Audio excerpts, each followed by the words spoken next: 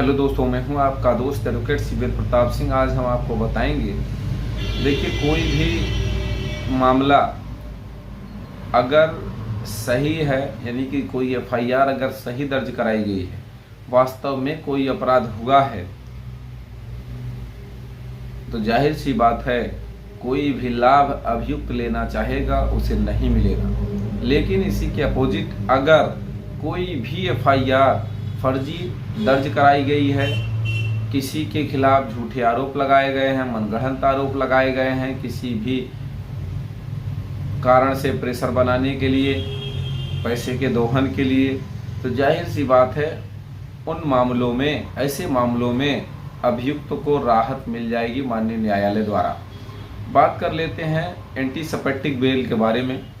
376 के मामले में एंटीसपेक्टिक बेल, यानी कि वर्तमान धारा अगर बात कही जाए, धारा 64 एंटीसपेक्टिक बेल के बारे में। देखिए सवाल इस बात का है कि आपकी एंटीसपेक्टिक बेल 376 जैसे मामले में क्यों एक्सेप्ट कर ली जाए या क्यों आपको जमानत दे दी जाए। इन तमाम सवालों के साथ प्रश्न यह भी उठता है कि क्या 376 जैसे हीनियस क्राइम में आप एंटीसपेक्टिक बेल फाइल कर सकते हैं या नहीं कर सकते हैं। ये बड़ा सवाल है।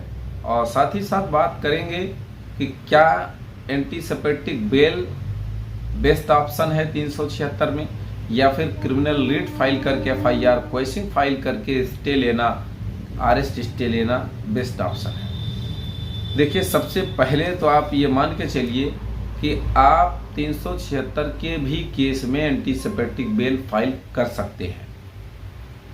एक केस मैं आपको बता रहा हूं, अब्दुल मजीज बनाम राजस्थान राज्य 1981 CLJ 1316 में यह अभिनिर्धारित किया गया है कि यदि अग्रिम जमानत का मामला बनता है तो बलात्कार के मामले में भी एंटीसपेक्टिक बेल दी जा सकती है। माननीय सर्वोच्च न्यायालय ने इसमें अभिनिर्धारित किया। अब कहने का मतलब अब बनता है कि नहीं बनता है। अब बनता है कि नहीं बनता है से मतलब का क्या हुआ, इसका मतलब क्या हुआ। देखिए जो एंटीसपेक्टिक बेल के कुछ पैरामीटर्स रखे गए हैं, उन पैरामीटर्स में जैसे एक ये है कि आप पे आरोप फर्जी लगाए गए हो।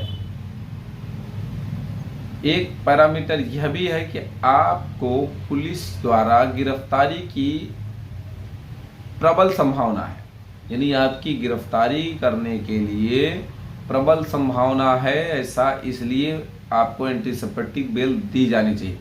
यानी कुछ उन पैरामीटर्स पे अगर आप खरा उतरते हैं, अगर पैरामीटर्स के दायरे में अगर आप आते हैं तो आपको एंटीसपेक्टिक बेल दे दी जानी चाहिए। अब सवाल इस बात का है कि एंटीसपेक्टिक बेल और अरेस्ट स्टे अर्थात क्रिमिनल रिट दोनों में बेस्ट ऑप्शन क्या है। देखिए एंटीसपेक्टिक बेल अगर एक बार आपको मिल गई, पहली बात तो बेनिफिट ये है कि आपको दोबारा जीवन में कभी जमानत नहीं कराने की जरूरत पड़ेगी, यानी वही बेल रेगुलर बेल हो जाएगी, अंत तक वो चलेगी। दूसरा फायदा ये, एंटीसपेक्टिक बेल मिलने के चांसेस ज़्यादा होते हैं क्रिमिनल रिट के अपोजिट। इसी के अगर क्रिमिनल रिट की बात कही जाए तो 376 जैसे मामले में क्रिमिनल रिट अलाउ हो जाना अलग बात है। अगर चांस की बात कही जाए तो ज़्यादातर चांस ना के बराबर ये समझिए। क्यों?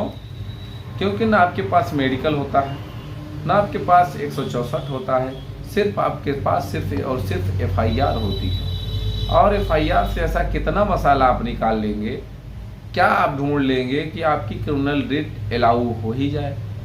दूसरी बात ये, क्रिमिनल रिट अगर खारिज हो भी जाती है तो उसके बाद भी आप एंटीसपेक्टिक बेल फाइल कर सकते हैं।